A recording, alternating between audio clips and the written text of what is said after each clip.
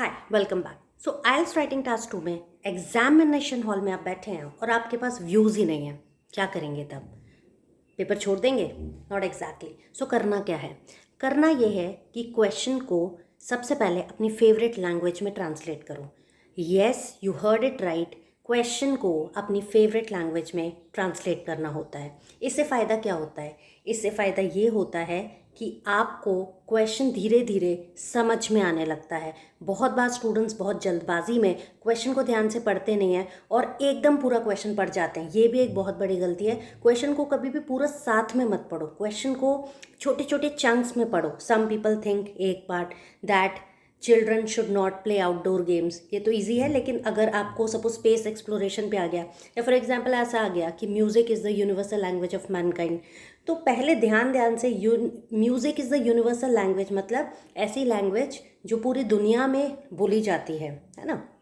तो जब आप क्वेश्चन को स्मॉल पार्ट्स में डिवाइड करेंगे और धीरे धीरे उसे समझेंगे, वैसे भी आपको 7 to 8 मिनट्स सिर्फ क्वेश्चन समझने में और उसके व्यूज़ बनाने में स्पेंड करना चाहिए। क्योंकि लेट मी टेल यू, अगर एग्ज़ाम में आपने क्वेश्चन समझा ही नहीं, क्वेश्चन आपको समझ में आया ही नहीं, तो आगे कुछ लिखने का फ़ायदा है?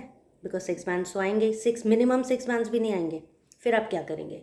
तो पहली टिप है क्वेश्चन को ध्यान से पढ़ें, उसे स्मॉल चंक्स में डिवाइड कर दें।